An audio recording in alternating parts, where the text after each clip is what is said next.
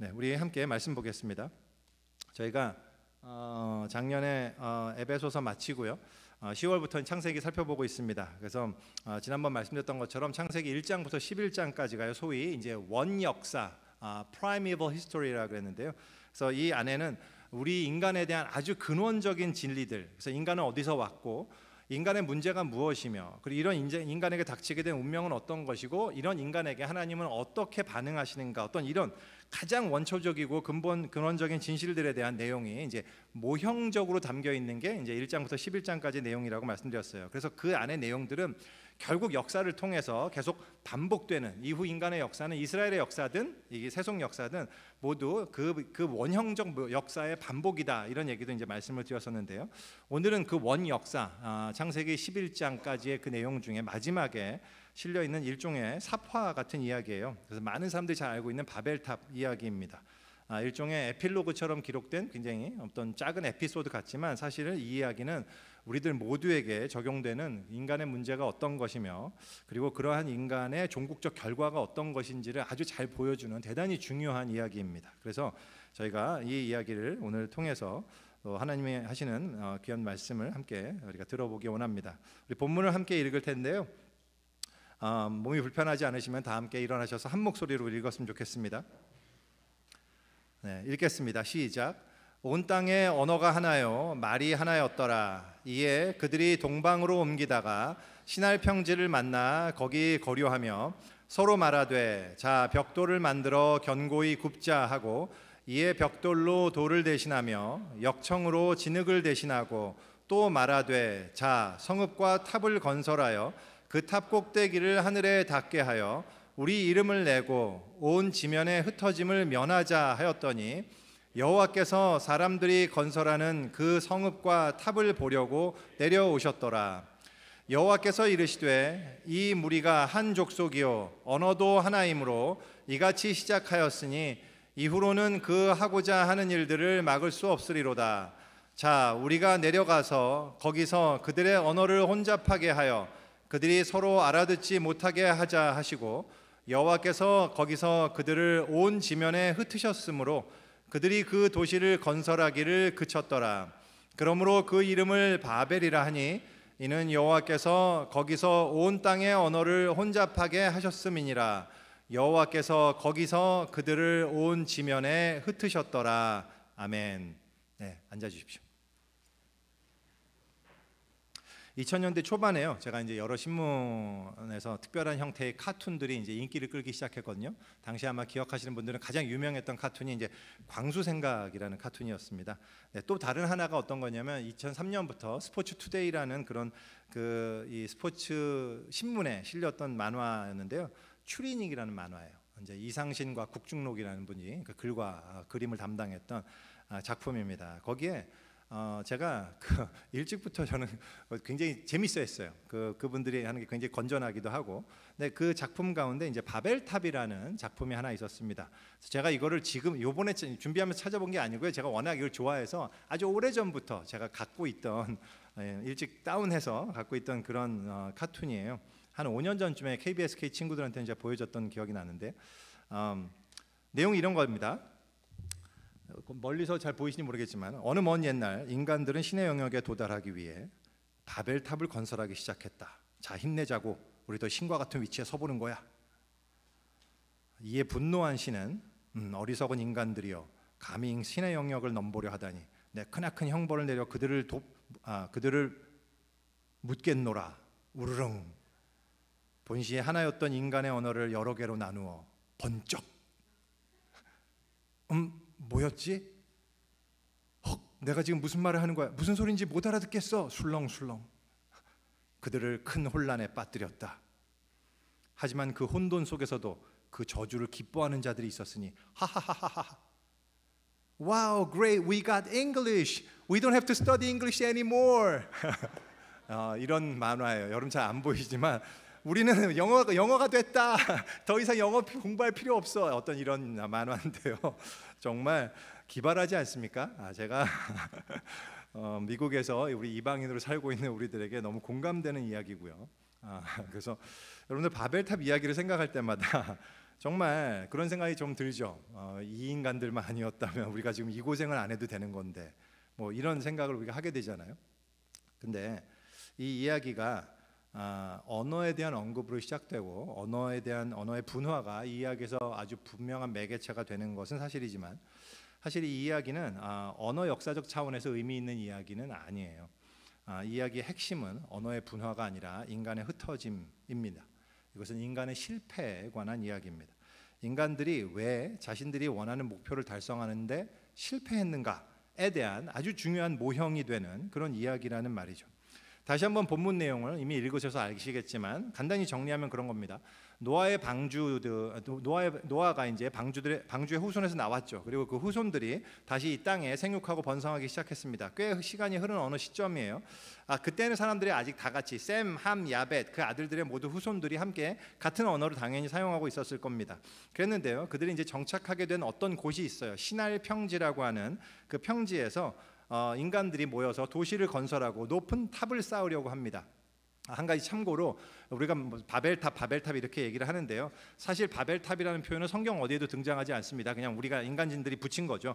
그래서 이제 그 탑의 이름이 바벨탑은 아니에요. 다만 그 시날 평지에 사람들이 도시를 건설하고 탑을 세웠는데요, 나중에 그 지역이 하나님의 이제 그 저주를 받고 바벨 혼잡이란 뜻이거든요. confused. 그래서 그 바벨이라는 의미로 이제 됐다라는 어떤 이걸 우리가 나타내는 건데, 우리가 바벨탑 하는 건데요.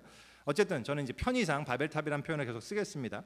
근데요, 그래서 어쨌든 그 바벨탑을 이제 건설하고 도시를 건설했던 그 목적이요, 자신들의 이름을 내고 여러 곳으로 흩어지지 않기 위한 거였습니다. 그래서 벽돌로 높은 탑을 쌓기 시작합니다. 그리고 하나님께서는요, 그 인간이 하는 일을 보기 위해서 하늘에서 내려오세요.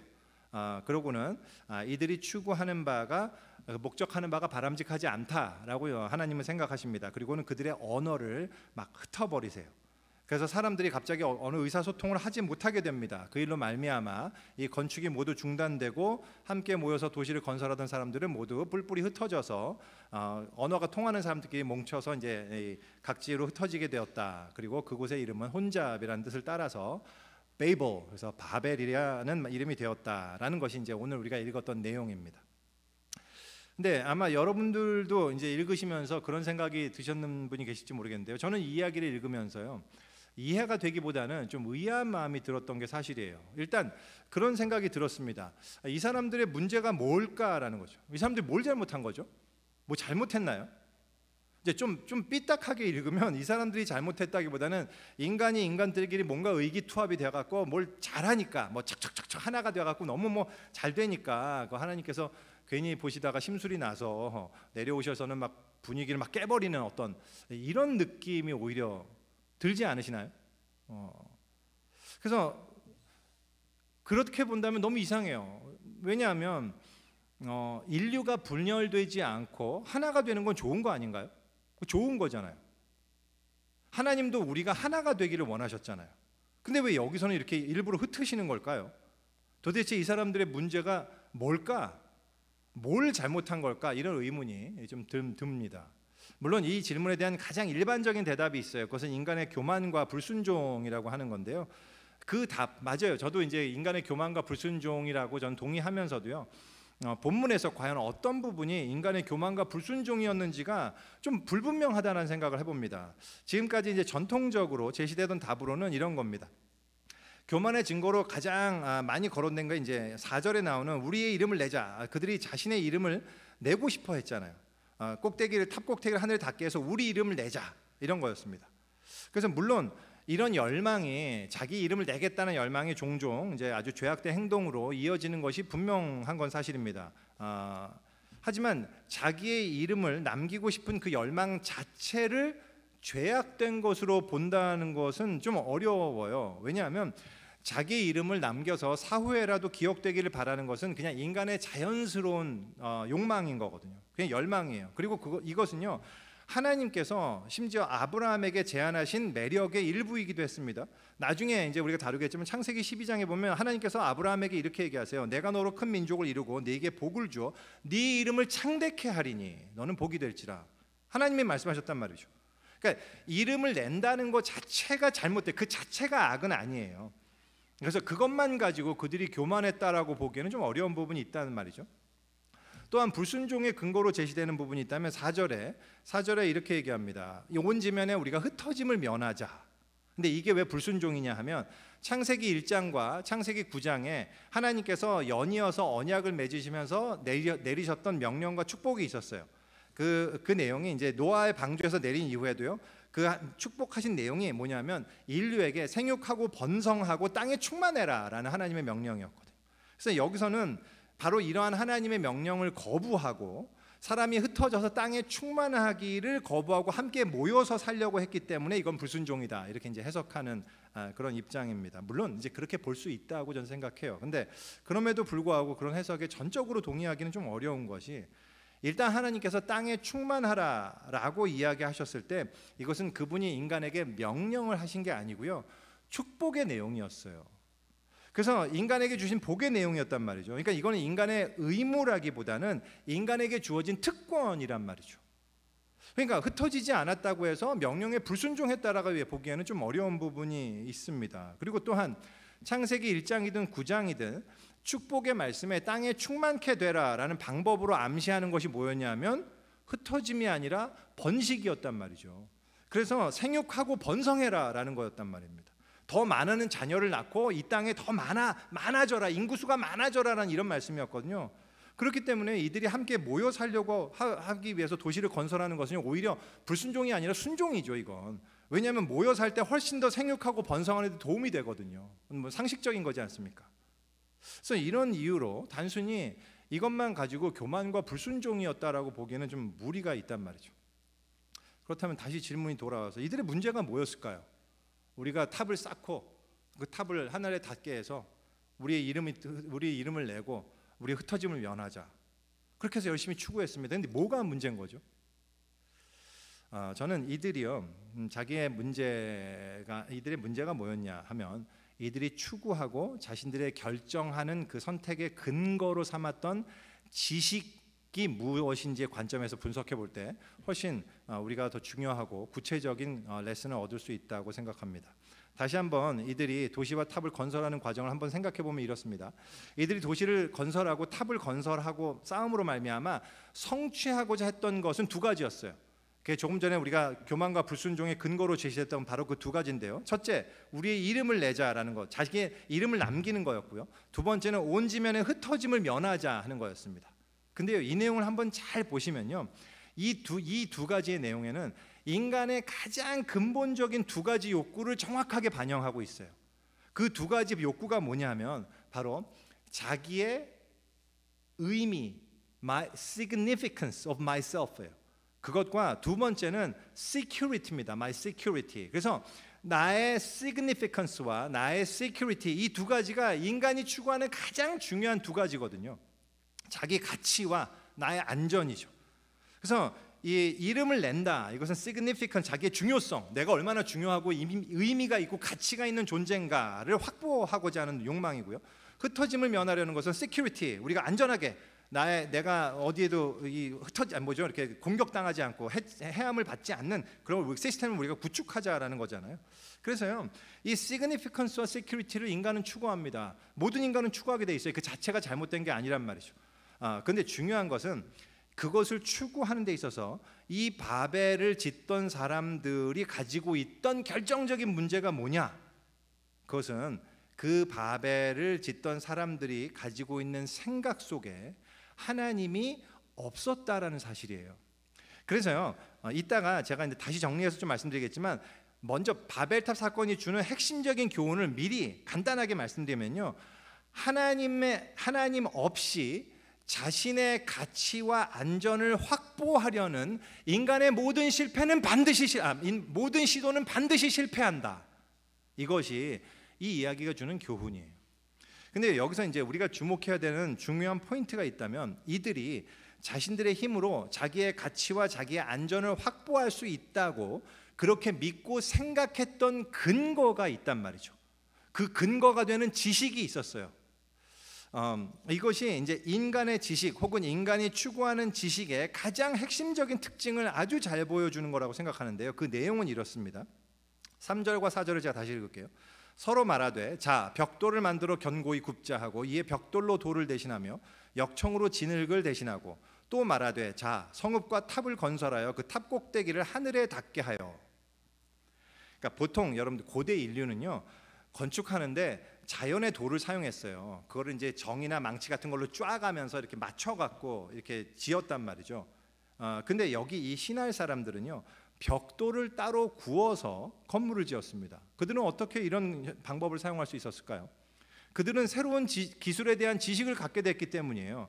진흙을 가져다가 그것을 자신들이 원하는 규격대로 주물에 주형을 한 후에 그걸 불에 구웠더니 아주 단단한 돌이 되더라라는 것을 알았기 때문이란 말이죠. 그들은 이런 관찰과 해석과 응용을 통해서 새로운 놀라운 기술과 지식들을 축적해 나갔어요. 또한 이들은 여전히 예전의 고대의 방법이었던 진흙을 사용하는 게 아니고 그것보다 훨씬 간단하게 쓰면서도 훨씬 단단하게 돌을 이을 수 있는 역청을 사용하기 시작했단 말입니다. 그래서요 이 모든 기술들이 새로이 개발됐던 기술들이에요.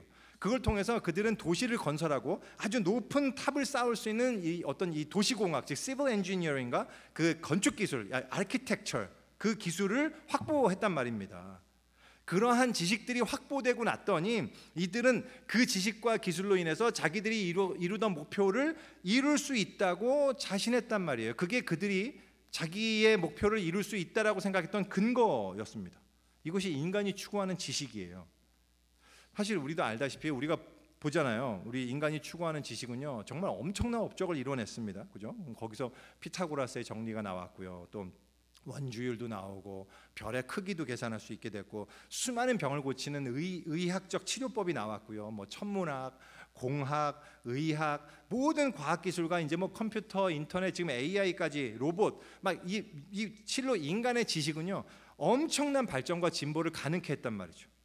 이것이 정확히 이 시날 사람들이 추구했던 그리고 그들이 사용했던 지식이었어요. 그래서 창세 때부터 지금까지 인간의 이러한 지식은 엄청나게 발전과 진보를 이루어왔습니다. 정말 인간은 위대해요. 정말 위대합니다. 근데요 그럼에도 불구하고 한 가지 아주 놀라운 사실이 있어요. 뭐냐면 인간이 그토록 놀라운 지식을 쌓고 진보를 이루어왔음에도 불구하고 인간의 기본적인 내면의 성품과 인격과 도덕성은 그 옛날 바벨탑을 쌓던 사람들이나 지금이나 거의 차이가 없다라는 사실이에요. 다시 말해서 지금까지 얘기한 그 수많은 인간의 위대한 업적을 보여주는 인간의 지식은 인간의 내면을 바꾸는 일에는 별 도움이 되지 않는다라는 사실이란 말이죠. 지난번에도 제가 잠깐 언급했던 이 잔 칼뱅 선생님의 이 기독교 강요라는 책이 있어요. 이 책에는 정통 기독교가 무엇인지 종교개혁 이후에 개신교의 기틀을 다지는데 굉장히 중요한 역할을 했던 책입니다. 근데 이 잔 칼뱅 선생님이 이 책을 시작하면서 제일 처음 언급하는 이야기가 바로 이 지식에 관한 이야기예요. 지식에는 두 가지 지식이 있다고 말할 수 있는데요. 하나는 인간을 생명으로 이끌지 못하는 지식이 있고요. 다른 하나는 인간을 생명으로 이끄는 지식이 있는 거예요. 그래서요, 이 생명으로 이끄는 지식, 우리를 생명으로 이끄는 지식이 바로 성경 전체의 주제이고 기독교 강요의 첫 주제였던 거거든요. 그래서 이 둘을요 이렇게 표현할 수도 있습니다. 이 생명으로 이끌지 못하는 지식을 우리 모든 인간들이 일반적으로 추구하는 지식이라고 볼 수 있어요. 그걸 이렇게 설명드릴 수 있을 것 같습니다. 여러분들 그 그리스 철학자 아르키메데스의 이야기 아시죠? 그 유레카 아시죠? 유레카가 어떻게 나왔는지 아시잖아요. 그 순금 왕관에 있었는데 이제 순금 왕관이 있는데 그 왕관을 제조하는 제조업자들이 아무도 이게 순금인지 아닌지 모르니까 거기다 은을 섞는 일이 발생했단 말이죠. 그래서 왕이 이 똑같이 생긴 그 왕관을 갖고 와서 어떤 게 진짜인지 아닌지 이걸 확인해라 뭐 이런 거였어요. 아르키메데스가 이걸 어떻게 확인할 수 있지 이렇게 고민하다가 이게 물에 이렇게 이걸 담그는 순간 자기가 이제 이게 홀딱 벗고 이렇게 목욕물에 들어갔는데 거기서 목욕물이 넘치는 걸 보면서 깨달은 거잖아요. 이게 이거 자체 왕관 자체를 다 분해해 갖고 뭘 하지 않는다 하더라도 이 부피와 질량을 정확히 측정하는 방법이 있다라는 걸 이제 딱 깨닫고 난 다음에 이 홀딱 벗은 몸으로 뛰어나왔고 막 유레카, 이게 원래는 이제 그 헤우레카거든요. 이제 진짜 그 진짜 코인의 그릭을 쓰면 헤우레카 한 건데 이제 유레카라고 뭐 하죠. 근데 어쨌든 유레카 하고 미쳤단 말입니다. 그 이야기잖아요. 근데 그 너무 흥분한 나머지 자기가 벌거벗은지도 모르고 막 유레카 돌아다니면서 잘 알았다라는 거잖아요. 이게 인간이 추구하는 지식이에요. 뭐냐면 내가 어떤지, 나의 벌거벗었는지 아닌지와 아무 상관없는 어떤 지식이, 그 지식의 내용이 중요한 지식인 거죠. 자기의 실상을 아는 것과는 아무 관계없는 지식이란 말입니다. 이것이 인간이 추구하는 지식이에요. 바벨탑을 쌓은 신할 사람들이 집중했던 지식이었고, 지금도 모든 사람들이 가장 집중하고 있는 지식이죠. 여러분들이 공부하는 수많은 박사의 연구 논문이나 그런 것들이 거의 이 지식에 해당돼요. 근데 그에 반해서요, 이 생명으로 이끄는 지식이 있습니다. 그것을 우리가 하나님을 아는 지식이라고 할 수 있는데요, 하나님을 아는 지식은 그 자체가 목적인 지식이 아니고요, 관계적 지식이에요. 그래서 이것은요, 하나님을 알게 됨과 동시에 나를 알게 되는 지식이라고 칼뱅 선생은 그렇게 얘기합니다. 이것이 하나님을 아는 지식이에요. 다시 말해서 하나님을 아는 지식은 곧 나를 아는 지식이란 말이죠. 이 관계적 지식이란 말이에요. 그래서 이 관계적 지식은 이렇게 비유해서 예를 들어서 말씀드릴 수도 있을 것 같아요. 왜냐하면 이 관계적 지식은 인간 사이에서도 발생하거든요. 예를 들어서 어떤 한 형제가 있습니다. 싱글이에요. 이 형제는 평소에 뭐 그냥 아무 생각 없이 그냥 자기 집 앞에서 자기 자연스러운 모습으로 집 앞 골목을 이렇게 그냥 스레빠 끌고 다니곤 합니다. 근데 어느 날 하루는 자기 앞에 나와갖고 이제 골목을 지나는데 우연히 자기의 너무나 이상형이 되는 아리따운 자매가 맞은편에서 오고 있는 걸 발견하게 돼요. 그 순간, 그녀를 보는 순간 그는 자기가 지금 스레빠를 신고 있다라는 사실과 자기의 머리가 떡져 있다라는 사실을 깨닫게 되는 거란 말이죠. 그리고는 급히 머리를 막 쓰다듬는다든지 아니면 이 추한 모습을 그녀에게 안 보이기 위해서 다른 골목으로 얼른 피해 간다든지 이렇게 되는 것, 이런 경우를 한번 생각해 보세요. 이 경우의 지식이 바로 상대방을 인식함과 동시에 나 자신을 인식하게 된다는 점에서 하나님을 아는 지식과 굉장히 유사한 부분이 있다는 말입니다. 하나님을 아는 지식이란 건 따라서 어떤 하나님에 대한 논리적, 신학적 지식을 쌓는 것을 의미하는 게 아니고요, 하나님을 안다는 것은 하나님을 인식하는 거고요, 그 하나님을 인식, 즉 깨달음과 동시에 내 모습이 어떤지를 깨닫게 된다라는 뜻이란 말이죠. 그래서 이 하나님을 아는 지식은 두 가지 방향에서 발생될 수 있어요. 하나는 먼저 내가 나의 비참함을 깨달으면서 하나님을 알게 되는 경우입니다. 이제 성경은 원죄를 가르치잖아요. 한마디로 인간은 태어나면서부터 악하고 교만하다. 이게 이제 성경에서 이야기하는 인간의 실상인데, 사실 이런 원죄 개념에 대해서 여러분들이 굉장히 어떤 분들은 이렇게 거부 반응을 갖고 계시기도 하는데요. 사실 이 원죄 개념은 현대 심리학에 의해서 훨씬 더 지지를 받아요. 현대 심리학에서 밝혀낸 중에 하나가 이런 게 있습니다. 갓 태어난 아기는요, 자기가 신이라는 인식을 가지고 태어납니다. 그것을 전문 용어로, 심리학 용어로 전능환상이라고 합니다. 전능환상.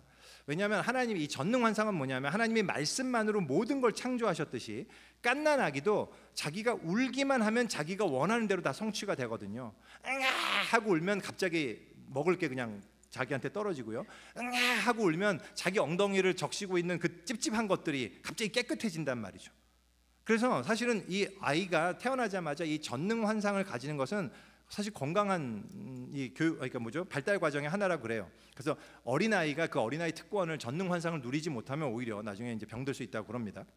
근데 이제 중요한 것은 어떻게 되냐, 이 아이가 나이가 먹으면서 이제 전능 환상이 사라지느냐, 그게 아니고요, 그 전능 환상이 우리의 무의식으로 들어간다고 합니다. 그래서 없어지지 않고 있다가 언제 발현이 되냐면 모든 것이 내 뜻대로 이루어질 때, 내가 원하는 대로 내가 모든 걸 성취하게 될 때, 그때 내 안에 있던 전능 환상이 막 나온다는 거예요. 그것을 우리는 교만이라고 표현하는 거예요.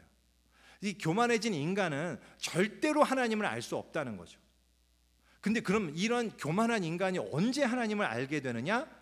자기의 한계를 깨닫게 되는 때라는 겁니다. 내가 얼마나 무능하고 얼마나 하찮은지, 얼마나 바보 같고 얼마나 연약하고 얼마나 죄인인지, 이거를 내가 깨닫게 될 때, 그때 비로소 우리는 하나님의 얼굴을 보게 된다는 거죠. 그 한계 상황 앞에 부닥쳤을 때, 그래서 내가 불치병에 걸렸거나 아니면 갑자기 우리 자녀가 무슨 사고를 통해서 갑자기 죽었거나, 그래서 내가 아무것도 아닌 존재구나, 실패하고 가정이 깨지고 혹은 죽음의 공포를 느꼈을 때, 그때 비로소 우리는 내가 아무것도 아닌 존재구나, 그때 고개를 들어서 하나님의 이름을 부르게 된다라는 거예요.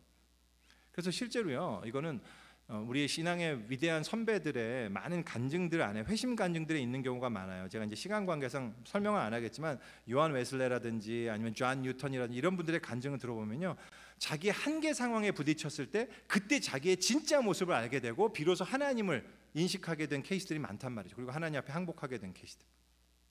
그런가 하면요, 그 반대의 경우도 있어요. 자기 한계를 깨달으면서 하나님을 알게 되기도 하지만 반대로 하나님을 우리가 알게 될 때, 하나님을 인식하고 직면하게 될 때 인간은 또한 그 즉시 나의 한계와 죄를 깊이 깨닫게 되는 거란 말이죠.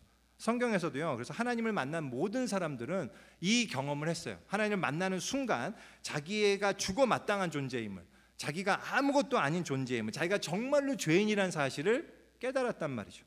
이사야가 그랬고 기드온이 그랬고 예수님을 만났던 베드로가 그랬단 말입니다. 그래서요, 이거는 하나님을 알게 됨과 동시에 나를 알게 되는 거라고 할 수 있는데요, 그래서 정말 하나님의 거룩하심과 그 하나님의 순전한 은총의 크기를 우리가 직면하게 될 때 우리는 정말로 내가 얼마나 초라한지, 얼마나 비루한지, 내 안의 죄성과 이 이기심과 탐욕과 이 어리석음, 이 모든 것들을 우리가 밝히 보게 되는 거란 말이죠. 그리고 하나님 앞에 엎드리고 항복하게 되는 거예요.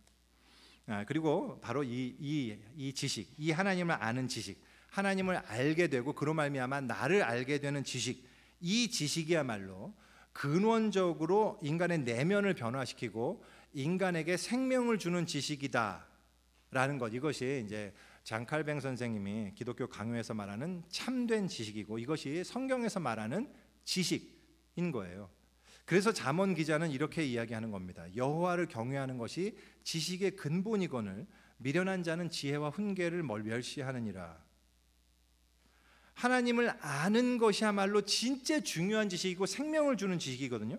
근데 미련한 사람들은 이 지식을 무시한다란 말입니다. 그것이 바벨탑을 쌓던 사람들이 간과했던 진짜 중요한 지식, 그 지식이에요. 그리고 지금도 여전히 세상에서 수많은 사람들이 멸시하고 있는 바로 그 지식이란 말이죠.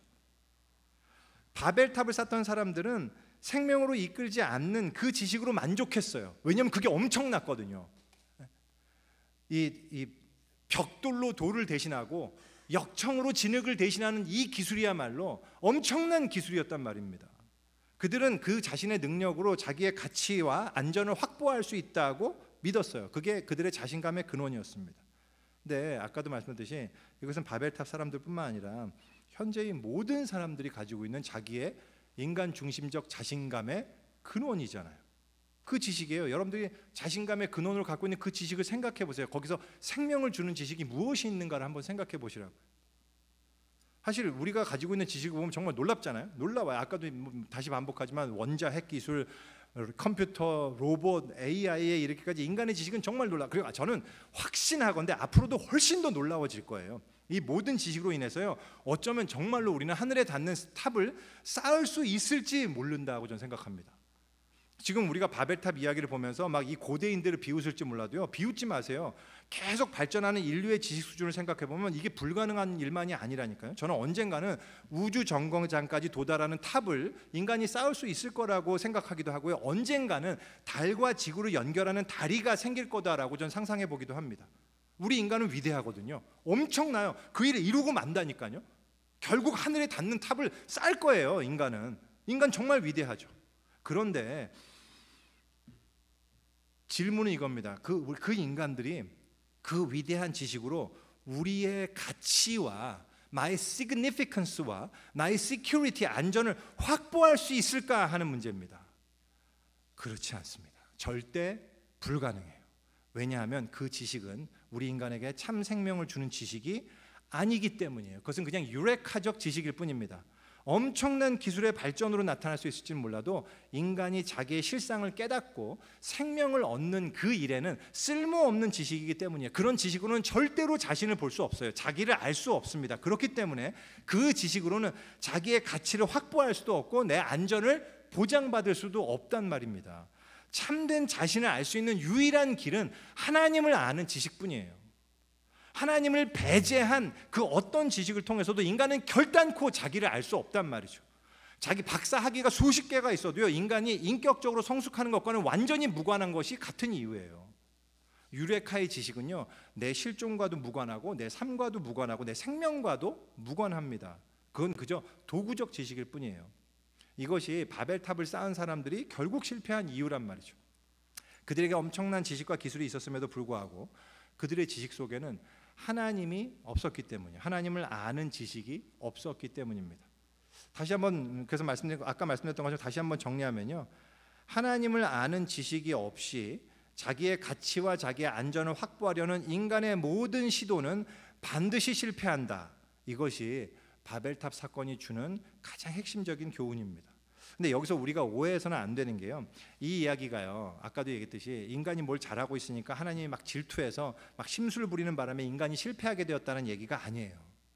성경에서는 인간이 자기의 죄로 말미암아 얻게 되는 궁극적 결과, 그것을 언제나 하나님의 심판으로 표현합니다. 여기서도 사실 정확히 그 방식의 표현인 거예요. 그런데 여기서는 우리가 두 가지를 좀 주목할 필요가 있습니다. 첫 번째는 인간의 실패가 인간의 언어의 분열로 말미암아 발생하는 것으로 말씀하신다는 사실이죠. 언어의 분열이 의미하는 바가 뭘까요? 이게 그냥 어떤 다양한 언어, 어족이 막 갑자기 발생했다는 그런 뜻일까요? 그런 의미가 아니고요. 이것은 인간들이 관계적 지식에서 실패했음을 의미하는 거예요. 언어가 뭐죠? 언어라는 것은요, 우리가 어떤 관계를 맺는 데 있어서 가장 중요하고 치명적인 역할을 하는 매개체거든요. 다시 말해서 나를 이해시키고 상대방을 내가 이해하는데 가장 중요하고 핵심적인 수단이 언어란 말입니다. 근데 그런 면에서 그 언어가 상이하게 됐다라는 말은요, 그 물리적인 언어에 관한 문제가 아니라 사람들이 서로 이해하고 서로 포용하고 서로 긍휼히 여기고 서로 사랑할 수 있는 그 일에 실패하게 됐다라는 말입니다. 생각해 보세요. 지금 인류에게 전체 8,000개의 언어가 있고요, 그 중에 학자들이 연구 대상이 되는 언어의 수가 500개라고 합니다. 근데 그 언어들이 이 바벨탑 사건 때 하나님이 갑자기 팍 하고 발생시킨 건가요? 그게 아니잖아요. 지금 언어학적으로도 우리가 어족이란 게 있잖아요. 그래서 다 우리 공부했던 기억나시죠? 우랄 알타이 어족이 있고요, 또 인도 유럽 어족이 있고 티베트 중국 어족이 있고 샘햄 어족이 있잖아요. 크게 4개의 어족이 있잖아요. 뭐 이거는 뭐 생명을 이끄는 지식은 아니니까 뭐 별로 관심이 없어도 상관없는데 그런 어족들이 있어요. 한 4개 정도의 큰 어족이 있단 말이죠. 우리나라 한국어는 어디에 속하죠? 우랄 알타이 어족에 해당되란 말이죠. 우리 영어나 헬라어 뭐 이런 것들은 다 어디에 있냐면 인도 유럽 어족에 속하는 거잖아요. 근데 어쨌든 중요한 것은 그 500개, 8,000개가 갑자기 바벨탑 사건 때 발생한 게 아니고요, 이미 한 언어를 쓰는 사람들끼리도요, 어떤 부족이 갔는데 거기서 계속 언어가 분화되어 왔단 말입니다. 계속적으로 서로 상이한 언어들, 그래서 서로 통하지 않는 언어들이 계속 발전돼 왔어요. 그러면 그게 뭐 하나님께서 계속 그들을 심술내갖고 계속 언어 분할하고 시키시는 게 아니란 말입니다. 심지어 이게 막 분할이 얼마나 됐는지 우리나라에서조차도 우리나라는 다 같은 말을 쓰는데도 방언들로 인해서 서로 이해가 안 되는 그런 방언들, 사투리가 있잖아요. 요새 뭐 인기 있는 드라마 있다면서요. 폭삭 속았수단가? 그게 그 뜻이 그런 겁니다. 뭐 저는 뭐 안 봐서 모르겠지만 그 제목의 의미가 수고 많으셨습니다라는 뜻이라면서요. 그러니까 이것처럼 정말 이게 우리 언어가 그 안에서도 계속 분화되어 갖고 서로 통하지 않는 언어들은 계속 나온단 말이죠. 그 의미는 하나님이 계속 지금 언어를 분열시키고 계신 게 아니고요, 인간들이 자기의 이기심과 자기의 특정 세력의 유익을 추구하는 탐욕으로 말미암아 결국 하나가 되지 못하고 여러 민족과 부족으로 흩어지게, 갈갈이 쪼개져서 흩어지게 돼서 그로 말미암아 상이한 언어가 발생되었음을 보여주는 상징적 사건이란 말입니다. 그게 바벨탑 사건이에요. 즉 언어 소통의 실패는 인간이 관계적 지식에 실패했음을 보여주는 거란 말입니다. 관계적 지식이 실패했다는 말이 뭐예요? 결국 내가 어떤 존재인지에 대한 인식도 실패하고 결국 서로를 이해하는데도 실패했다는 말이죠. 인간의 모든 실패의 근원적인 원인이 사실 거기에 있다라는 것. 내 인식에 대한 실패, 우리의 서로에 대한 인식의 실패로 말미암았다라는 것이 바벨탑 이야기는 보여주고 있는 거예요. 다시 말해서요, 쉽게 말하면 이 언어가 분화된 근본적 원인에는 인간의 죄가 있다라는 사실을 분명히 보여주는 거란 말이죠. 그리고요, 두 번째 특징은요, 근데 그러면 이 결과를 왜 하나님이 의도하시고 적극적으로 내리신 심판으로 이렇게 표현하고 있는가? 그것은요, 이 결과를 통해서 하나님의 뜻을 깨닫기 원하시는 하나님의 의도를 강력하게 표현하는 거라고 저는 생각해요. 아까 전에 하나님을 아는 지식을 얻게 되는 두 가지 방향이 있었잖아요. 그 중에서 전능 환상에서 깨어나서 자기의 한계를 직면하는 경우에 나의 무능함을 깨닫고 하나님을 찾게 되는 경우, 그것이 또 하나 하나님을 인식하게 되는, 그것이 하나님을 아는 지식의 어떤 방향이라고 그랬지 않습니까? 저는 이것이 하나님이 내리신 심판의 목적이라고 생각해요. 그러니까 이 흩어짐이라는 것은 인간의 한계를 보여주는 거란 말이죠. 인간들이 흩어지지 않으려고 했던 이유가 뭐예요? 우리 똘똘 뭉쳐서 우리 서로 보호하자, 우리 안전, 우리의 시큐리티를 우리가 확보하자, 이거였지 않습니까? 근데 그 시도가 결국 실패하고 인간들이 가장 두려워하는 스테이러스로 돼버린단 말이죠. 다 흩어져 버려서 자기의 안전을 확보할 수 없는 상태가 돼버렸다는 뜻입니다. 이것은 하나님이 아니면 우리 힘으로는 결코 우리의 시그니피컨스와 시큐리티를 확보할 수 없구나라는 것을 인간들이 깨닫기를 원하는 하나님의 마음을 보여주는 거란 말이죠. 이것이 하나님이 심판하신 목적이에요. 그리고 심판으로 표현하는 목적이란 말이죠. 근데 참 놀라운 사실이 있어요. 초도에도 말씀드렸듯이 창세기 1장부터 11장의 이 원역사는 이 결국 이후의 역사에 끊임없이 반복되는 모형이 된다 그랬잖아요. 이게 얼마나 정확한지 우리가 역사와 현실을 통해서 거듭 보게 됩니다. 그 오래전 바벨탑을 쌓았던 그 인류의 조상과 여러분들 한번 생각해보세요. 지금 현대를 살아가는 우리들과 그 얼마나 다른지. 조금도 다르지 않아요. 우리가 소위 이제 인본주의라고 하지 않습니까? 인본주의라는 사조가, 그 사상, 그게 17세기, 18세기에 이제 유럽에서 등장한 새로운 사조다, 이렇게 우리는 그냥 철학 사조에서는 알고 있지만 사실은 그게 전혀 새로운 사조가 아니에요. 그 사조의 핵심이 뭐냐면 이런 거죠. 인간이 하나님 없이도 충분히 선하고 행복하고 아름답고 가치 있는 삶을 살 수 있다. 그게 바로 인본주의의 사조거든요. 근데 정확히 이것이요, 인간이 하나님 없이도 자기의 시그니피컨스와 시큐리티를 확보할 수 있다라고 생각했던 바벨탑 조상의 생각과 똑같은 생각이란 말이죠. 그 근거 역시 정확히 동일해요. 과학기술의 발전이에요. 우리 인간의 지식의 축적입니다. 인간의 유래카적 그 지식, 그게 그 자신감의 근거란 말이죠. 그래서요, 여러분들 그거 아시죠? 19세기 말만 해도요, 정말 많은 인본주의자들이 미래에 대한 환상으로 가득 찼습니다. 그 인본주의자들이 남겼던 어록을 보면 정말 놀라워요. 미래가 어떻게 아름답게 될 것인지를 그 성경이 예언하는 천년 왕국이 우리 인간의 힘에 의해서 이루어질 것을 막 노래하는, 찬양하는 내용이 엄청 많다고요. 근데 그 결과가 뭐였죠? 1, 2차 세계대전이었어요. 정말 1, 2차 세계대전으로 완전히 컬랩스 됐습니다. 그게 하나님의 심판이었단 말이죠. 1, 2차 세계대전은 인간이 일으킨 죄의 결과였지만 그게 바로 하나님의 심판이었고, 그게 언어의 분열이었고, 그게 인간의 흩어짐이었단 말입니다. 역사는 반복된다니까요. 역사는 항상 그랬어요. 지금도 인간들은 바벨탑을 세우고자 하는 시도를 포기하지 않았어요. 지금도 여전히 인간들은 주장합니다. 이제 충분한 과학적 지식을 갖춘 우리 인간들은 하나님이라는 그 미신에서 우리는 벗어날 수 있다. 그리고 우리의 지식과 기술을 바탕으로 하나님 없이도 우리는 인간들은 충분히 자기의 가치와 안전을 확보할 수 있다. 그렇게 믿는단 말이죠. 오히려 신을 믿는 것은 내 자신을 속박을 당하는 거고 나 자신의 자유를 잃어버리는 것이다라고 그렇게 이야기합니다. 근데 여러분 생각해 보십시오. 만일 하나님이 안 계시면 속박이 없을 것이라고 하는 그 주장은요, 저는 일견 틀린 말이 아니라고 생각해요. 그렇죠, 맞아요. 하나님이 안 계시면 우리에게 정말 속박은 없을 거예요. 속박은 사라질 겁니다. 하지만 그렇게 될 때 우리는 속박만 사라지는 게 아니고요, 우리에게 의미라는 것도 사라질 거예요. 내가 어디에서 왔고 왜 살고 있으며 어디로 가는지에 대한 의미가 없어요. 하나님이 없다면 우리는 결코 나의 존재의 가치와 의미를 찾을 수 없어요. 뭐 찾을 수 있다고 아무리 우겨봐야 소용없습니다. 찾을 수 없단 말이죠. 왜냐하면 인생이란 건 그저 아주 우연한, 그냥 우연에 불과한 거고요. 결국은 지금 여기 있는 먼지나 저기 있는 돌과 우리의 인생에 아무 차이가 없기 때문이에요. 근데 여러분, 복음이 뭡니까? 복음이 선포하는 게 무엇입니까? 기쁜 소식이 무엇을 얘기합니까? 복음은 하나님과 함께 시작해요.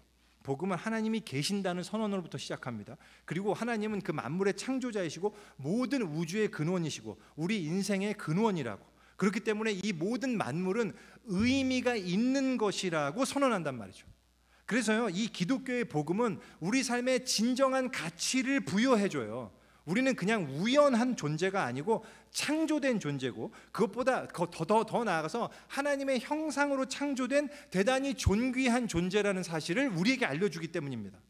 복음은 우리가 하나님의 사랑을 받는 존귀한 자녀로, 우리가 그분과 함께 일을 할 수 있는 동역자로, 아주 가치 있는 존재로 창조되었다고 선언합니다. 물론 우리가 그 하나님의 고귀한 사랑과 그 사명과 부르심에서 타락했어요. 인간이 그 하나님의 관계를 깨버렸단 말이죠. 그래서 그 죄로 말미암아 우리가 하나님을 떠나 죽음의 노예가 되었습니다. 하지만 그럼에도 불구하고 복음은 또다시 선언합니다. 그럼에도 불구하고 하나님이 그러한 우리를 포기하지 않으셨다라고 선포합니다. 그럼에도 불구하고 하나님은 자기의 독생자를 보내셔서 우리 하나님을 떠난 우리의 죄의 결과를 대신 치르시고, 우리를 다시금 그 자녀로 돌아올 수 있는 길을 여시고 지금도 기다리고 계신다고, 그렇게까지 우리를 사랑하신다고 복음을 선언한단 말입니다. 모든 인간은 이 복음을 들을 필요가 있어요. 왜냐하면 그럴 때 인간은 비로소 하나님을 알게 되기 때문이에요. 그리고 우리가 하나님을 알게 될 때 비로소 우리는 나 자신을 알게 되기 때문입니다. 내가 누군지, 내가 어디서 왔고, 내가 어디로 가고 있으며, 나의 문제는 무엇이며, 어떻게 하면 그 문제가 해결될 수 있으며, 나의 존재의 의미와 가치는 무엇인지를 이 하나님을 아는 지식을 통해서만 우리가 알 수 있기 때문이에요. 그 지식, 그렇기 때문에 이 하나님을 아는 지식은 우리를 실제적으로 변화시킵니다. 내 인생의 의미를 알게 되고 하나님의 은혜와 사랑 안에서 내가 영생을 얻게 되었다는 사실을 우리가 알게 되기 때문이에요. 그래서 이 지식은 우리의 삶과 우리 영혼에 진짜 생명력을 불어넣습니다. 그리고 그로 말미암아 우리로 하여금 하나님을 사랑하고, 나에게 내 주변에 있는 이웃을 사랑하고, 내 원수까지도 용납하고 포용하는 존재로 빚어지게 되는, 그래서 이해의 가장 중요한 지식이란 말이죠. 이것이 하나님을 아는 지식입니다. 그래서 예수님께서 말씀하신 거예요. 요한복음 17장 3절에서 영생은 곧 유일하신 참 하나님과 그가 보내신 자 예수 그리스도를 아는 것이니이다. 할렐루야. 정말 이 말씀이 정말 생명 있는 말씀이란 말입니다. 기독교의 영향력이 무너지고 인본주의가 사회 전반에 영향을 미치던 19세기 후반에 영국에서 있었던 아주 작지만 매우 의미가 있었던 유명한 일화 하나를 제가 소개하고 말씀을 마무리하려고 합니다. 당시 영국에서는요, 이제 그 찰스 브래들러프라는 분이 있었어요. 영국의 아주 유명한 정치가이고 무신론자였습니다. 이분이 이제 그 당시에 런던 빈민가에서 목회하던 이 프라이스 휴즈라는 이 감리교 목사님이 계셨는데, 그분이 그렇게 유명한 목사님도 아니었음에도 불구하고 그 감리교를 통해서 사람들이 계속 이제 예수를 믿고 이런 일들이 발생하니까요, 이 찰스 브래들러프라는 분이 공개 토론을 제안했습니다. 그래서 무신론과 예수 신앙에 대해서 한번 공개적으로 토론하자, 우리가 모든 회중들 앞에서 한번 토론하자고 제의를 했어요. 휴즈 목사님이요, 여기에 대해서요 이 제의에 흔쾌히 응하셨다고 합니다. 근데요, 이 휴즈 목사님이요, 이 찰스 이 브래들러프에게 이 토론을 허락하면서 한 가지 조건을 제시했다고 합니다. 우리가 그냥 말로만 하는 일반적인 토론 방식은 너무나 많이 봐왔으니까 그렇게 하지 마시고요, 우리 이렇게 토론했으면 좋겠습니다. 이 우리가 가지고 있는 지식이 삶에 어떠한 정말로 실제적인 영향을 미쳤는지에 대한 증거도 우리 함께 보여줬으면 좋겠습니다 하면서 이렇게 얘기하셨대요. 저는 자기의 삶 속에서 예수 그리스도를 만나서 구원을 받아서 새 사람 되고 그 삶이 실제적으로 변화된 사람의 그 간증해 줄 사람 100명을 데리고 오겠습니다. 당신도 당신이 전하는 그 무신론을 통해서 그 죄악된 삶에서 구원을 받고 변해서 새 사람이 된 사람 100명을 데리고 와 주십시오. 그러면 우리가 토론이 훨씬 더 아주 의미 있고 이 프루풀하게 될 것입니다 라고 이렇게 제안을 한 거예요. 이것이 휴즈 목사님의 제안이었습니다. 여러분 어떻게 됐을 것 같으세요?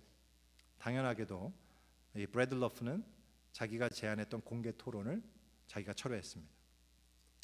왜 철회했을까요? 여러분 그런 생각을 해보게 돼요. 이분이 프라이스 휴즈 목사님보다 자기가 가지고 있는 그 지식이 부족하거나 논리성이 떨어질까봐, 그 논리로 개망신당할까봐 부끄러워서 철회했을까요? 아니, 그런 건 아닐 거예요. 브래들러프는요 당시에 대단한 정치가였습니다. 논쟁가였고 철학자였단 말이죠. 지식의 깊이나 논리로 말하면요, 그 지식이 휴즈 목사님의 지식보다 월등히 뛰어나고 논리적이었을 거예요. 하지만 중요한 차이는 이거예요. 그가 가진 지식이 아무리 뛰어나도 그가 가진 무신론에 대한 지식은 휴즈 목사님이 가진 유신론에 대한 지식과 다른 지식이었단 말입니다. 우리가 보기엔 똑같은 지식 같아 보여도 다른 지식이었어요. 그가 가지고 있는 무신론은 유레카적 지식이었단 말입니다. 그것은 자기의 실상과는 아무 관계없는 지식이었고 도구적 지식이었고 그냥 지식적 지식이었단 말이죠. 그것은 바벨탑을 쌓던 인류가 의지했던 그 지식이었어요. 그에 반해 휴즈 목사님이 가지고 있던 유신론은 단순한 유레카적 지식이 아니었어요. 그것은 실존적 지식이었고 하나님을 아는 지식이었고 관계적 지식이었고 생명의 지식이었고 자기의 삶과 영혼을 바꾸는 지식이었단 말입니다. 왜? 왜냐하면 그것은 하나님을 아는 지식이었기 때문이에요. 결정적으로 지식이 다른 지식이었다라는 데 차이가 있는 거예요. 바로 이 하나님을 아는 지식만이 우리 죄인된 인간들, 흩어질 수밖에 없는 인간들, 실패할 수밖에 없는 인간들을 변화시킬 수 있습니다.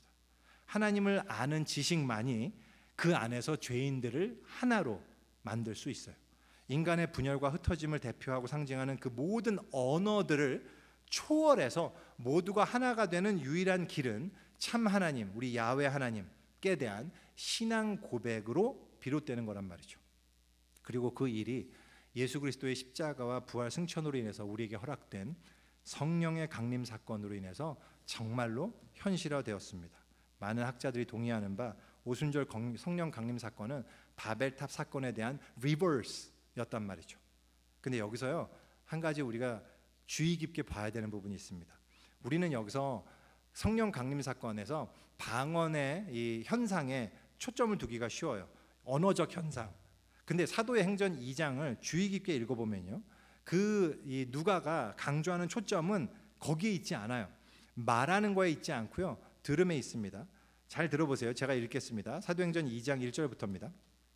오순절 날이 이미 이르매 그들이 다 같이 한 곳에 모였더니 호련히 하늘로부터 급하고 강한 바람 같은 소리가 있어 그들이 앉은 온 집에 가득하며 마치 불의 혀처럼 갈라지는 것들이 그들에게 보여 각 사람 위에 하나씩 임하여 있더니 그들이 다 성령의 충만함을 받고 성령이 말하게 하심을 따라 다른 언어들로 말하기를 시작하니라. 그때 경건한 유대인들이 천하 각국으로부터 와서 예루살렘에 머물러 있더니 이 소리가 나매 큰 무리가 모여 각각 자기의 방언으로 제자들이 말하는 것을 듣고 소동하여 다 놀라 신기하게 여겨 이르되 보라, 이 말하는 사람들이 다 갈릴리 사람이 아니냐. 우리가 우리 각 사람이 난 곳 방언으로 듣게 되는 것이 어찌미냐. 우리는 바데인과 메데인과 엘람인과 또 메소보다미아, 유대와 갑바도기아, 본도와 아시아, 부르게아와 밤빌리아, 애굽과 및 구레네에 가까운 리비아, 여러 지방에 사는 사람들과 로마로부터 온 나그네, 곧 유대인과 유대교에 들어온 사람들과 그레데인과 아라비아인들이라. 우리가 다 우리의 각 언어로 하나님의 큰 일을 말함을 듣는도다 하고. 여기서요, 이 본문에서 가장 중요한 핵심절이 뭔지 아십니까? 11절이에요. 우리가 다 우리의 각 언어로 하나님의 큰 일을 말함을 듣는도다, 이 말씀이란 말이죠. 중요한 것은요, 이들이 갑자기 제자들이 다양한 언어를 구사하게 됐다는 사실이 아니고 그들이 하는 그 다양한 언어의 내용이 하나로 일치됐다는 말입니다. 그것은 바로 하나님을 아는 지식이었단 말이에요.